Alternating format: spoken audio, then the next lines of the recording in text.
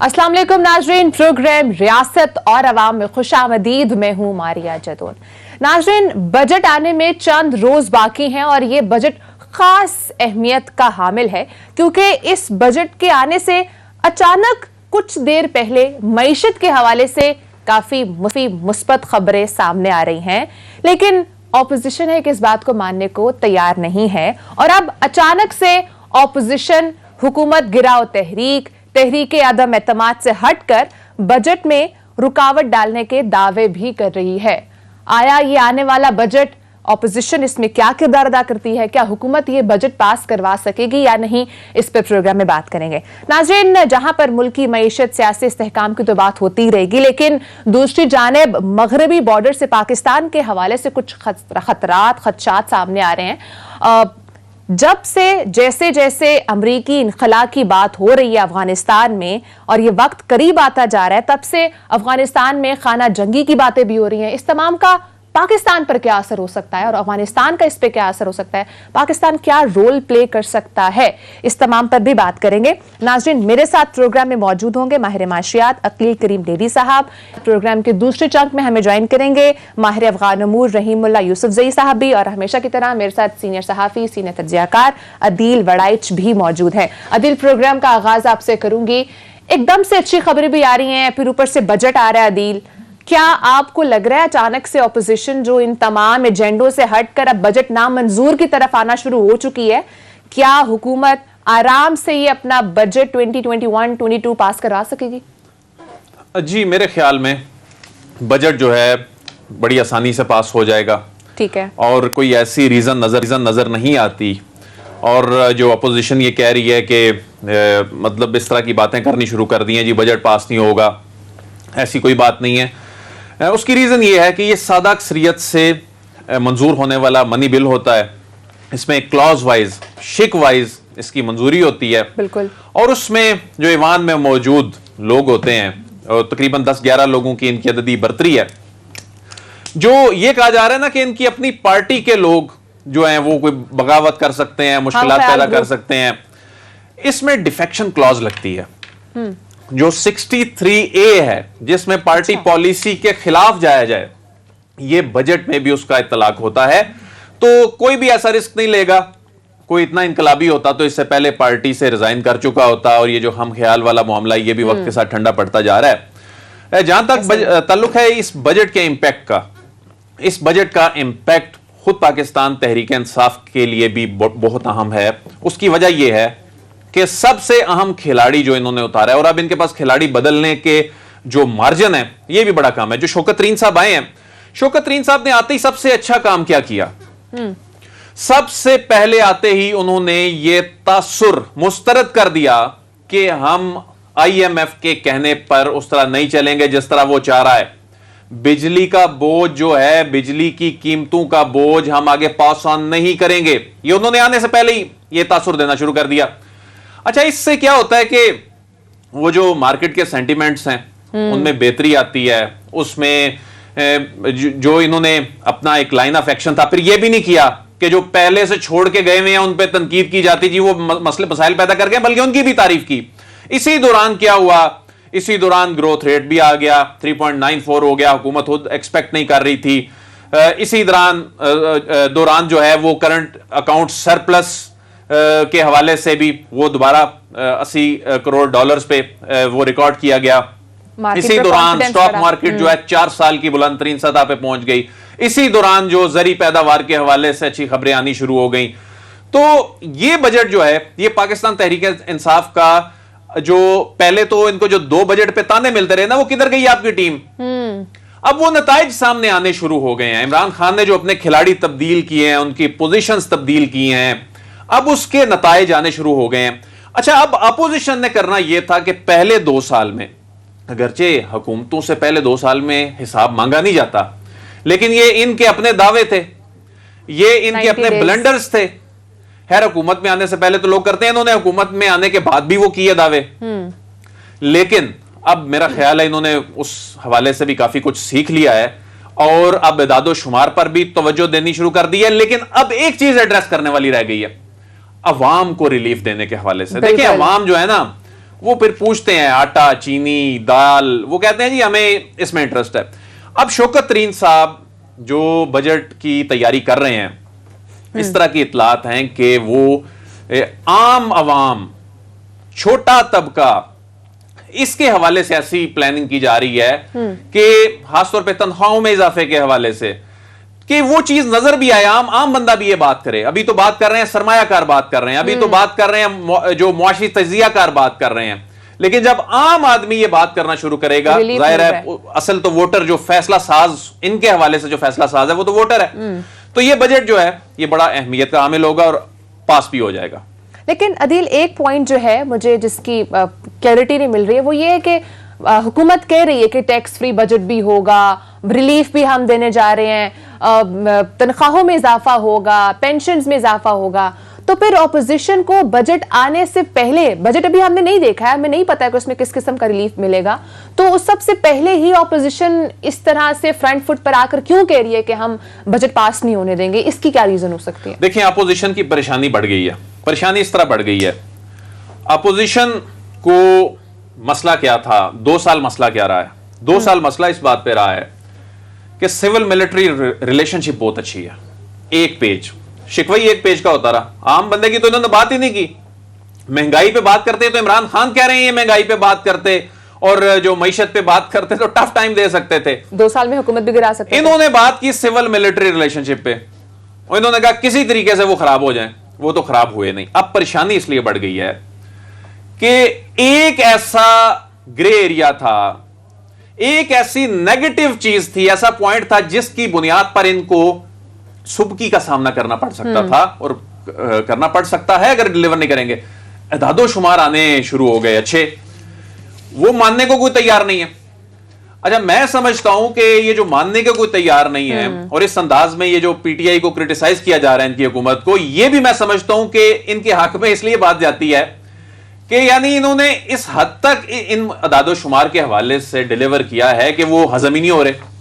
लेकिन ये अदादो शुमार फज नहीं हैं, ये बनाए गए नहीं हैं। अब ये वक्त के साथ साथ चीजें स्टैब्लिश होती जा रही हैं, बल्कि ये मामला 3.94 पर नहीं रुकेगा, नहीं रुकता नजर आ रहा। और ये अगर मुआशी चैलेंज, जिस तरह के हर हुकूमत का एक चैलेंज होता है, इनका मुआशी चैलेंज है, इस चैलेंज से नबर्द आजमा हो जाते हैं, तो मुझे आप खुद बताएं कि अपोजिशन की जो परेशानी है कि वो जायज नहीं है। अगर इनको जी अनाड़ी है, इनको कुछ सियासत नहीं आती, इनकी टीम कोई नहीं है, उसके बाद आप जब डिलीवर करने जा रहे हो और उसके बाद करंट अकाउंट खसारा, दहाइयों के जो अदादो शुमार है उनको आप बीट कर रहे हो, सरप्लस में जा रहे हो, जो पाकिस्तान की 100 बड़ी कंपनियां, इससे पहले भी मैं इस प्रोग्राम में बात कर चुका हूं, तारीख में पहली समाही में तारीख का सबसे ज्यादा प्रॉफिट वो कमा रही हो, तो उसके बाद मैं समझता हूं कि अपोजिशन की जो परेशानी है वो बिल्कुल जायज है, और अपोजिशन को हुकूमत को ये एहसास दिलाते रहना चाहिए। अदिल, हमें इस वक्त हमारे माशिया डॉक्टर शफाक साहब ने ज्वाइन किया। शफाक साहब, बहुत शुक्रिया, आपने प्रोग्राम को बड़ा टाइम दिया। जिस तरह अदिल अभी बात कर रहे थे कि चीजें मुस्बत हो रही हैं और मईशत के हवाले से जो अदादो शुमार सामने आ रहे हैं वो भी बहुत अच्छे हैं, और इंशाल्लाह बजट भी मंजूर हो जाएगा। आपको क्या लग रहा है, जिस तरह से जो ऑपोजिशन बात कर रही है कि आम आदमी को इन नंबर से कोई फर्क नहीं पड़ता है जब तक आप आटा, चीनी, पेट्रोल सस्ता नहीं करेंगे, आप इस चीज को किस तरह से देख रहे हैं? क्या जब तक रिलीफ आवाम को नहीं मिलेगा तब तक हम एक्सपेक्ट करना छोड़ दें कि मईशत दुरुस्त सिमत पे जा चुकी है? देखिए, मेरे ख्याल में दोनों ही जो है ना कुछ ज्यादा एग्जैजरेट करते हैं। अच्छा, ठीक है, वो दोनों एक्सट्रीम पे हैं। अपोजिशन वाले भी जो है उनका देखिए, उनका तो हक बनता है, उन्होंने हर चीज को, अगर दिन है को अगर रात कहना हो तो रात कहेंगे बिल्कुल, और उसको जस्टिफाई भी करेंगे। लेकिन अगर दिन है और थोड़ा सा उस पर बादल भी छाए हुए हैं, रोशनी उतनी नहीं है धूप की, तो हमें ये एक्सेप्ट करना चाहिए कि दिन तो जरूर है लेकिन इस वक्त चमक नहीं रहा है, इतनी रोशनी नहीं है। तो कैफियत कुछ मईशत की भी ऐसे ही है कि क्या हम पिछले माली साल से इस माली साल में बेहतर हैं? The answer is yes. हम पिछले से ज्यादा पिछले माली साल में जहां खड़े थे उससे हम आज बेहतर हैं, और इंशाअल्लाह आगे भी बेहतरी होगी।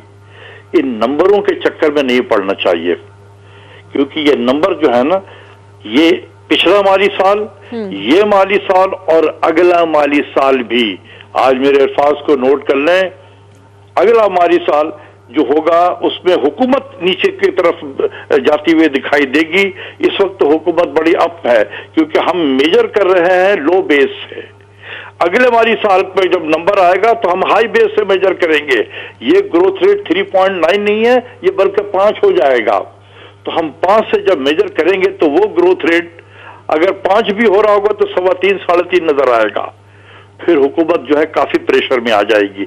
इसलिए ये एबनॉर्मल पीरियड से पूरी दुनिया की मईशत गुजर रही है, काफी एबनॉर्मल पीरियड है। तो ये नंबर भी बड़े एबनॉर्मल होते हैं, और मेरी सजेशन यही है, रिक्वेस्ट ये है कि we should not read too much into this number. लेकिन डॉक्टर साहब ये हमारा हमसाया मुल्क वो -7 पे जाए, हमारा नंबर नेगेटिव से निकल के पॉजिटिव में चला जाए 3.94 या जिस तरह आप फरमा रहे हैं इससे भी ऊपर चला जाए, तो ये बेहतरी तो है ना कहीं कुछ अच्छी बात तो है। देखो, मैंने तो इसीलिए कहा कि क्या हम जहां पिछले माली साल में खड़े थे, इस माली साल में हम बेहतर है पिछले से कि नहीं है? द आंसर इज यस, हम बेहतर हैं। अब बहस हो जाएगी कि कितने बेहतर हैं, उसमें नहीं पड़ना चाहिए। आपका डायरेक्शन सही है कि नहीं है, ये मैटर करता है। डायरेक्शन बेहतरी की तरफ है, दुआ करें कि जरा स्पीड पकड़े। अभी जो स्पीड है उस पर ज्यादा तवज्जो न दें। डॉक्टर साहब, इमरान खान साहब को करना क्या होगा आम आदमी को रिलीफ देने के लिए? IMF के चुंगल से तो निकलते नजर आ रहे हैं, ऐसे लग रहा है कि शौकत तरीन साहब को समझ आ गई है, वो नब्ज पे हाथ है उनका। अरे काश में ये प्राइम मिनिस्टर साहब मेरी बात को अगर मान लेते तो आज ये सारे दिन नहीं देखने पड़ते उनको। थोड़ी सी मेहनत करने की जरूरत थी, लेकिन उनको उनके साथियों ने ऐसा वर्गलाया, ऐसा बहकाया कि उनको किसी और ट्रैक पर लगा दिया। और मैंने ये कहा था कि सर, आज जितने पॉपुलर आप हैं, इस साल के बाद नहीं होंगे आप उतने पॉपुलर। सर, किन टर्म्स पे काम करने की जरूरत है जो आप देखिए, बात यह है कि इस वक्त हमें इन नंबरों के चक्कर में नहीं पड़ना चाहिए। गवर्नमेंट को अपनी कम्युनिकेशन स्ट्रेटेजी जो है ना, उसको बेहतर करने की जरूरत है। लफ्जों का चुनाव जो होता है ना, प्रेस के आदमी के लिए जब मीडिया से बात कर रहा होता है तो उसका लफ्जों का चुनाव बहुत मैटर करता है। तो ये कम्युनिकेशन स्ट्रेटेजी इस वक्त ठीक नहीं है हुकूमत की, इसको बेहतर करने की जरूरत है। दूसरी चीज ये है कि आइंदा जो आने वाला माली साल है उसमें क्या करना चाहिए, उसमें हमें ज़राअत की तरफ भरपूर तवज्जो देनी चाहिए। चाइना और सीपेक के तहत एग्रीकल्चर जो है एक प्रायोरिटी एरिया है हमारा सेकंड फेज में। हमें चाइनीज एक्सपर्ट को बुलाएं कि यार कि क्या हो गया है कॉटन के प्रोडक्शन में कि हम 14 मिलियन बेल्स पैदा करते थे, आज 6-7 मिलियन बेल्स भी आ गए हैं। What went wrong? ये गंदम की पैदावार क्यों नहीं बढ़ती है हमारी? अब डॉक्टर साहब उस पर वैसे काम तो कर रहे हैं, दावा तो कर रहे हैं, ये अभी इतनी अच्छी पैदावार हुई है और ये दावा कर रहे हैं आगे उसमें मजीद काम भी हो रहा है। मेरे नजदीक देखो, with all due respect, 1 million ton गंदम ज्यादा दिखाया गया है। और मैं अभी बार बार प्राइम मिनिस्टर को वार्न कर रहा हूं कि इसको सीरियसली ना लें। ये 1 मिलियन टन गंदम जो है वो इसलिए बढ़ाया गया है कि प्राइम मिनिस्टर ने अपने हालिया एक इंटरव्यू में कहा था कि हमने 1 मिलियन टन गंदम इंपोर्ट करके अपने पास रखने हैं ताकि किसी को मैं एक्सप्लॉइट करना न दूं सिचुएशन को। तो सर, फिर ये जो नंबर्स आ रहे हैं, फिर आप क्या कह रहे हैं, मतलब ये इन पे कुछ गड़बड़ है? देखो गंदम, देखो नंबर में, फिर मैं नंबरों पे नहीं जाता हूं।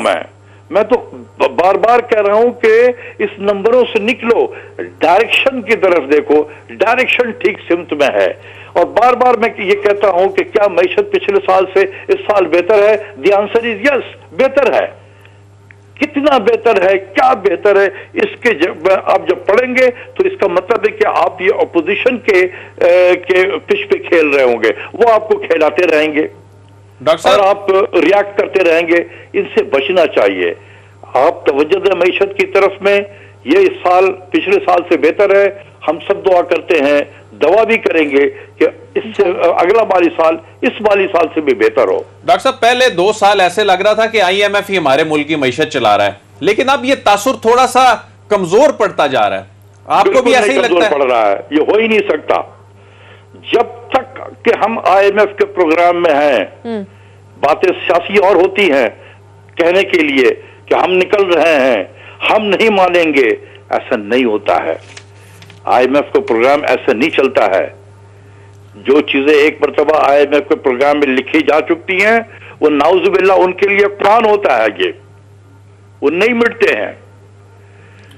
तो डॉक्टर साहब, बात है कुछ लोग ये समझते हैं कि 2023 हम नहीं मानेंगे, हम फला करेंगे। वो आप जब ये बजट आएगा उसमें पता चल जाएगा कि कितनी बातें वो उन्होंने आपकी मानी है और कितनी क्या मानी है। लेकिन शौकत तरीन साहब तो बड़ा वाजे कह रहे हैं कि अवाम पे ये बोझ नहीं डाला जाएगा, बिजली के हवाले से खास तौर पे, फिर टैक्सेस के हवाले से, तो ये तो यानी इस पे क्या कहेंगे सर? देखो, बात ये है ना कि अगर IMF कहता है कि 5900 जो है आपने टारगेट रखना है, हम कहते हैं नहीं हम 58 रख लेंगे, तो क्या फर्क पड़ गया यार? तो फिर ये नंबर गेम वाली बात तो आ गई ना। यही गवर्नमेंट कह रही है ना कि अब 5800 का टारगेट रखेंगे। ये माली साल तकरीबन 46 में 100 बिलियन पे खर्च होगा, तो यहां से आप 1100-1200 बिलियन का टैक्स एडिशनल इकट्ठा करेंगे तो अवाम को बगैर बोझ डाले हुए क्या आप 1100-1200 अरब इकट्ठा कर सकते हैं? तो जो टैक्स जो टारगेट्स हैं डॉक्टर साहब, आपको लग रहा है कि इस मर्तबा अचीव हो पाएंगे? जो टारगेट्स हैं आमतौर पे तो वो अचीव हो ही नहीं पाते, लेकिन इस मर्तबा कुछ कलेक्शंस बेहतर हुई, वैसे रिकॉर्ड हुई, लेकिन अभी भी इस मर्तबा जो है ना, इस मर्तबा SBR की परफॉर्मेंस बहुत बेहतर है मेरे नजदीक।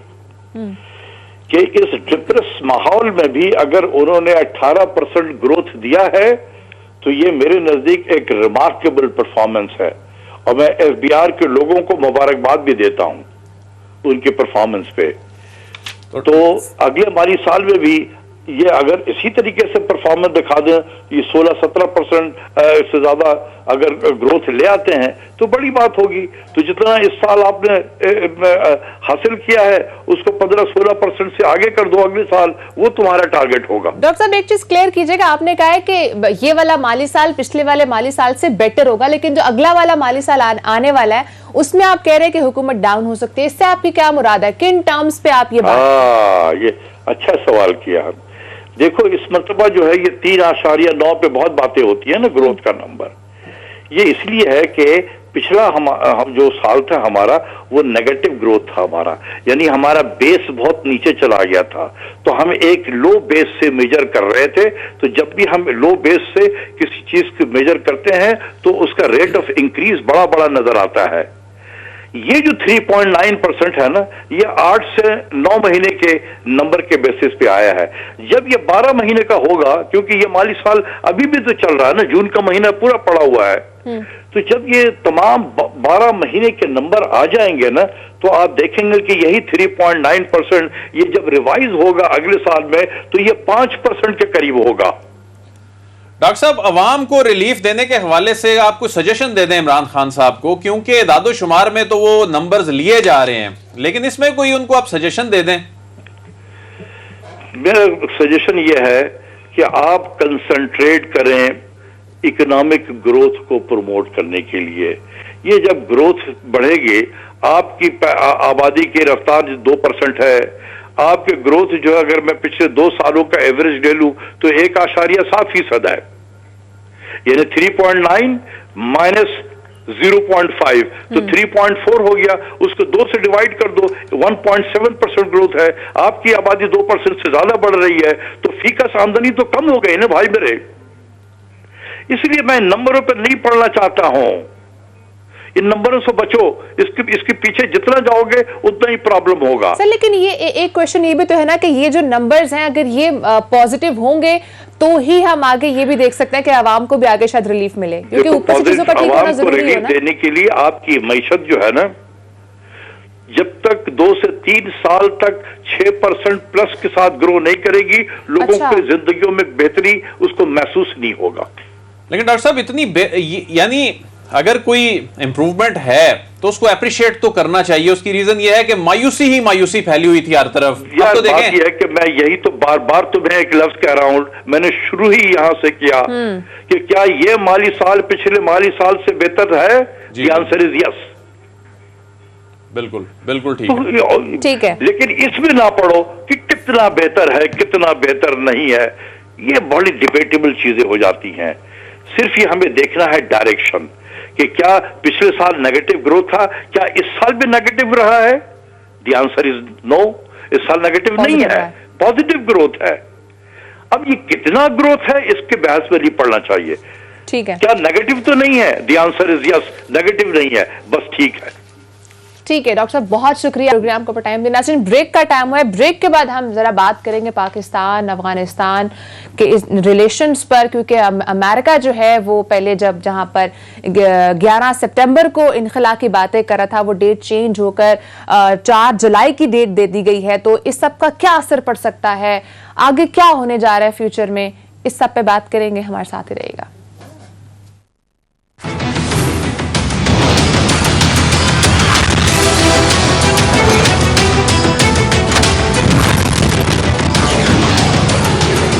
वेलकम बैक नाज़रीन। इस वक्त बात की जा रही है अमेरिका के इनखला की अफगानिस्तान से, और जिस तरह से पहले कहा जा रहा, ट्रंप के दौर की बात करूं तो कहा जा रहा था कि 1 मई को इनखला किया जाएगा। फिर जब बाइडन का दौर आया तो ये डेट चेंज करके 11 सितंबर कर दी गई। अब इसको कहा जा रहा है कि 4 जुलाई को अमेरिका ने डेट दी है कि तकरीबन कंप्लीट इनखला कर लिया जाएगा। और अब तक की अगर मैं बात करूं तो 40% इनखला जो है इस वक्त हो चुका हुआ है। लेकिन इस सब में जो एक बातें सामने आ रही है, कहा यह जा रहा है कि अगर तो इनखला हो जाता है तो उसके बाद पीस प्रोसेस किस तरह से आगे अफगानिस्तान में चलेगा, सिविल वॉर की बातें हो रही है। मेरे साथ इस वक्त लाइन पे मौजूद है माहिर अफगान उमूर रहीमुल्लाह यूसुफजई साहब। सर बहुत शुक्रिया, आपने प्रोग्राम को अपना टाइम दिया। सर बताइएगा, जो बातें की जा रही हैं कि अगर तो ये इनखला हो जाता है कंप्लीट तो उसके बाद व्हाट नेक्स्ट, इसका पाकिस्तान पर क्या असर पड़ सकता है? क्योंकि कहा यह जा रहा है कि आपस में गवर्नमेंट और तालिबान की आपस में नहीं बनती है, सिविल वॉर का खदशा वहां पर हो सकता है। तो इस सब में स्पिल ओवर इफेक्ट पाकिस्तान पर क्या पड़ सकता है? देखिए वाकई पूरी दुनिया में एक अंदेशा है कि ये जो इनखला होगा 20 साल की जंग के बाद, जो जिसमें कोई फौजी कामयाबी नेटो को अमेरिका को हासिल नहीं हुई, तो हालात इस तरह के हैं कि जो बैनुल-अक़वामी मुज़ाकरात शुरू हुए थे पिछले साल सितंबर में, उसमें कोई खास पेशरफ्त नहीं हुई। और फिर तो सिर्फ एक कोड ऑफ कंडक्ट के ऊपर इत्तेफाक राय हुआ, एजेंडे के ऊपर भी अभी तक इत्तेफाक नहीं हो सका। तो अभी ये इत्तला है कि एक मुज़ाकराती टीम काबुल से दोहा पहुंची है और उम्मीद है कि फिर मुज़ाकरात शुरू हो जाएंगे। ईद उल फितर में एक इनकी मुलाकात तो हो चुकी है, इन्होंने दोनों ने एक कमिटमेंट दी थी कि वो मुज़ाकरात जारी रखेंगे। ये मुज़ाकरात जारी रहने चाहिए, जब तक मुज़ाकरातों के ख़त्म नहीं होंगे तो एक उम्मीद तो रहेगी। लेकिन शायद वो इस्तांबुल कॉन्फ्रेंस जो होनी थी पिछले महीने और फिर वो नहीं हो सकी, तालिबान ने इनकार कर दिया, वो शायद जल्दी ना हो सके और दोहा ही में तालिबान की जो तरजीह है वहीं पर मुज़ाकरात हो। लेकिन मुज़ाकरात में पेशरफ्त हासिल करना बहुत ही मुश्किल है। एजेंडा पहले फाइनलाइज करना होगा, फिर जो बड़े बड़े इश्यूज हैं जंगबंदी के, जो अफगान हुकूमत की तरजीह है और आइंदा की हुकूमत के निज़ाम के बारे में, शरीयत के बारे में जो तालिबान की तरजीह है, उसके ऊपर फिर बातचीत और फिर ज़ाहिर है कुछ लोगों की बुनियाद ही के ऊपर समझौता हो सकता है, जो बड़ा ही मुश्किल काम होगा। रहीमुल्लाह साहब, 20 साल में अमेरिका ने यहां से हासिल क्या किया आपके ख्याल में? क्या बाकायदा शिकस्त का एतराफ करके वो यहां से जा रहा है? नहीं, देखिए अमेरिका तो ये नहीं मानेगा, एक सुपर पावर है, वो तो कभी नहीं मानेगा उनको शिकस्त हुई है। और इसीलिए वो कोशिश कर रहे थे कि तालिबान से मुआहदा हो जाए और मुआहदे के तहत ये निकले। और मेरे ख्याल में ये उनकी एक कामयाबी भी आप समझ लें कि जब से ये मुआहदा हुआ 29 फरवरी 2020, उसके बाद कोई अमेरिकी फौजी नहीं मरा, कोई नेटो का फौजी नहीं मरा। तो ये कम से कम वो कह सकते हैं कि जी हमने बातचीत की, 18 महीने अमन मुआहदा किया, उसके तहत हम निकल रहे हैं। और तालिबान ने भी कुछ कमिटमेंट तो की है ना कि वो अफगानिस्तान की सरजमीन अमेरिका और उसके इत्तेहादियों के खिलाफ इस्तेमाल नहीं होने देंगे। तो यही आप उनकी एक कामयाबी कह सकते हैं। लेकिन सुपर पावर को 1.5 लाख फौज को 49 मुल्कों की फौजों को 20 साल में फौजी कामयाबी हासिल नहीं हुई, तो मेरे ख्याल में ये उनकी एक शिकस्त है, पछताई है। तालिबान का मुतालबा माना, बराह रास्त मुज़ाकरात किए, अफगान हुकूमत को मुज़ाकरात से बाहर रखा तालिबान के कहने के ऊपर। तो तालिबान की इसलिए जो मोराल है, हिम्मत है, वो बहुत बुलंद है। लेकिन सर यहाँ पर सवाल तो ये भी बनता है कि अगर अमेरिका निकल जाता है वहां से, इनखला कंप्लीट हो जाता है, तो सब ये जानते हैं कि हुकूमत की और तालिबान की आपस में नहीं बनती है। इस सब के बाद एक बहुत बड़ा खतरा पाकिस्तान को भी फेस करना पड़ सकता है, क्योंकि हमारे उनके साथ रिलेशंस हैं और हम आगे जाकर क्या पता इस तरह की सिचुएशन भी आ जाए कि जब उनकी आपस में ना बने तो हमें रिफ्यूजीज का सामना भी करना पड़ सकता है। तो इस तमाम का हमने पहले भी बहुत इफेक्ट देखा है। पाकिस्तान को इस सब में बहुत सारे खतरात भी आए हैं नजर, दहशतगर्दी यहाँ पर बढ़ी है। तो क्या हम आगे फ्यूचर में एक्सपेक्ट कर सकते हैं कि पाकिस्तान में इस तरह की दोबारा से सिचुएशन हो सकती है? देखिए, बिल्कुल ये खदशा है और इसका जो है इजहार भी किया जा रहा है।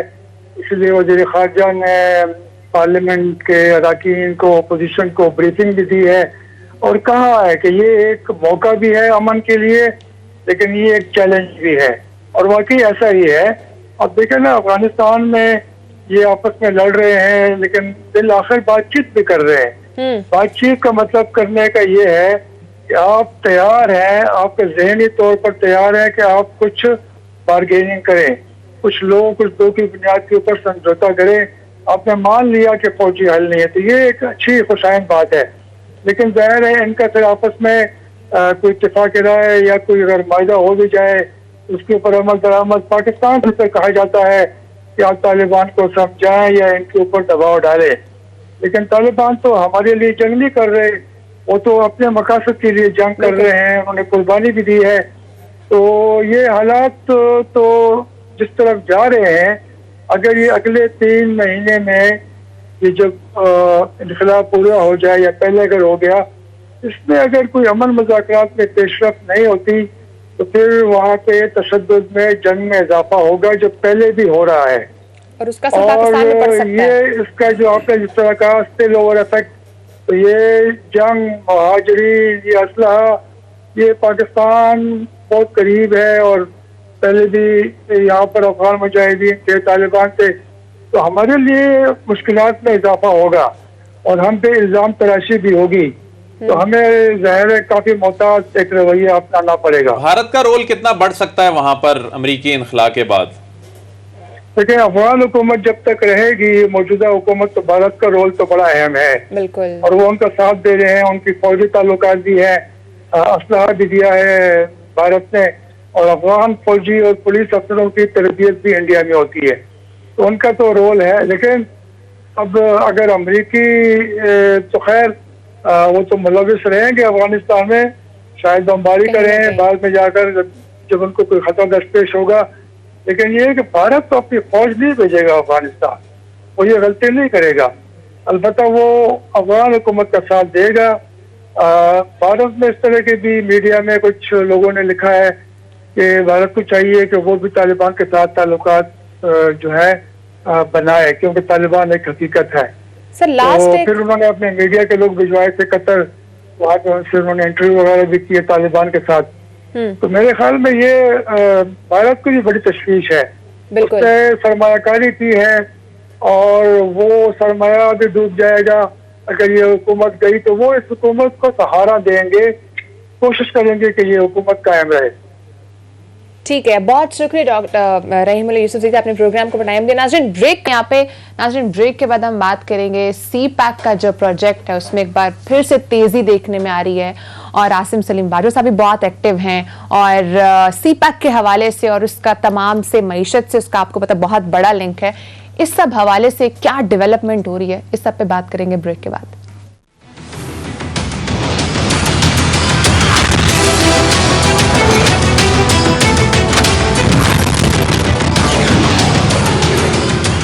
वेलकम बैक नाज़रीन। नाज़रीन, सी पैक के हवाले से लेटेस्ट काफी अच्छी और मुस्बत खबरें सामने आ रही है। गवादर फ्री जोन का फेज 1 कंप्लीट हो चुका है और फेज 2 की तरफ इस वक्त हम रवा दवा हैं, जो कि फेज 1 से भी कई दुगना है और कई बड़ा है। और इस सब का इकोनॉमिक इम्पैक्ट क्या है, क्योंकि सी पैक आपको पता है कि बहुत बड़ा एक प्रोजेक्ट है जिसका मईशत से बहुत बड़ा लिंक है।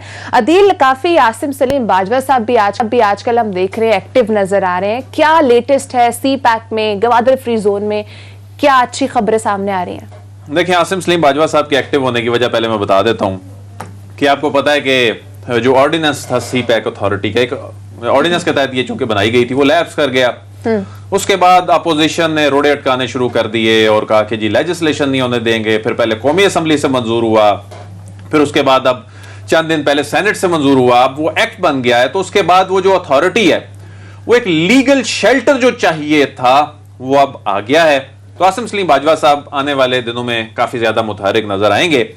ग्वादर फ्री जोन की आपने बात की, तो ये ग्वादर फ्री जोन सी पैक मंसूबे का बहुत अहम जुज है। जो फ्री जोन होता है बुनियादी तौर पे वो ये होता है, जिस तरह स्पेशल इकोनॉमिक जोन है ना, रॉ मटेरियल आएगा, पहले यहां ट्रांसपोर्ट होगा, फिर चीज बनेगी, फिर यहां से जाएगी। ये फ्री जोन में जो ड्यूटी फ्री रॉ मटेरियल वहीं से आएगा, वहीं से बन के चीज एक्सपोर्ट हो जाएगी।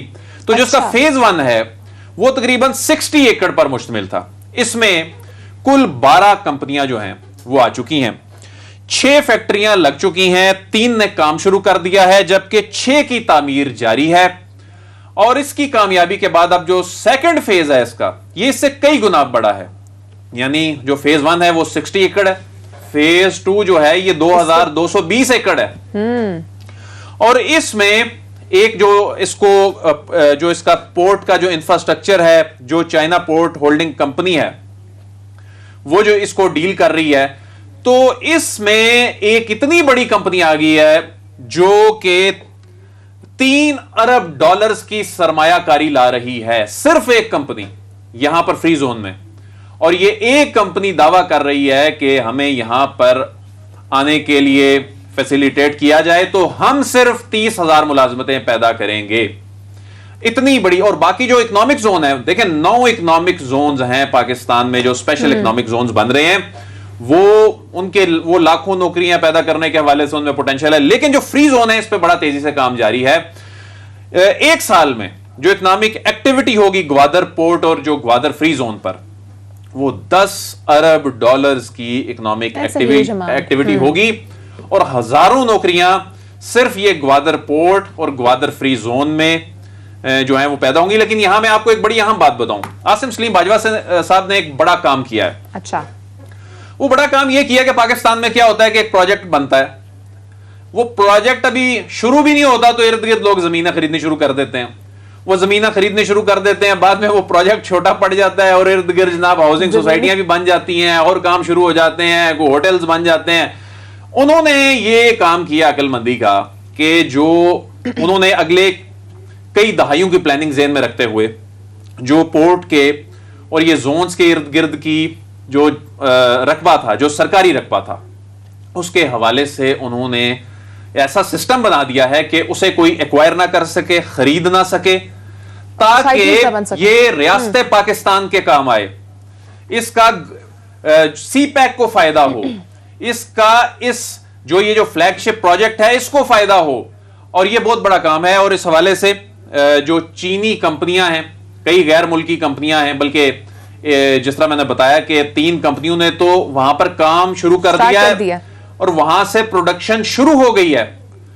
और सिर्फ यही काम नहीं होगा यहां पर, बल्कि जिस तरह वो माल बर्दारी में होता है ना कि चीजें यहां पर पहुंचेंगी, यहां पर उनको अनपैक किया जाएगा। मुख्तलिफ एंटरप्राइजेज हैं यहां पर, तकरीबन 47 एंटरप्राइजेज रजिस्टर हो गई हैं और ये यहां से इनकी हैंडलिंग होगी। ये एंटरप्राइजेज उनकी जो डिस्ट्रीब्यूशन दुनिया भर में होंगी, ये भी इसी अदिल, अगर हम ये कहें कि यहां पर एक बहुत बड़ा इंडस्ट्रियल जोन बनने जा रहा है तो ये गलत नहीं होगा? देखिए, ये इस इंडस्ट्रियल जोन में जो स्पेशल इकोनॉमिक, बिल्कुल ये है इंडस्ट्रियल जोन की एक किस्म है। जो स्पेशल इकोनॉमिक जोन और इंडस्ट्रियल जो ये वाला जो जोन है फ्री जोन, इसमें फर्क ये होता है कि ये पोर्ट पर ही होता है, वहीं पर रॉ मटेरियल आता है, कस्टम की खसूसी टीम वहां तैनात होती है, बिल्कुल। उस पे वो जो ड्यूटियां, क्लियरेंस और इस तरह के जो मामलात हैं, उनकी पॉलिसी थोड़ी डिफरेंट होती है। वो चीज वहीं से पैदा होके वहीं से बैरून मुल्क जहां से ऑर्डर आया होता है वो चली जाती है, और इसकी जो एक्सपोर्ट्स का पाकिस्तान को फायदा होगा वो अरबों डॉलर्स का होगा। एक्सपोर्ट्स का भी फायदा होगा, और साथ साथ इसमें जो मेरे ख्याल मिडिल मैन है और इधर से चीज उधर जाना, वो भी तमाम चीजें जो है उसमें खत्म होगी। नाज़रीन, टाइम खत्म हो चुका है। इंशाल्लाह आपसे अगले हफ्ते मुलाकात होगी, तब तक के लिए अपना ख्याल रखिएगा। अल्लाह हाफिज।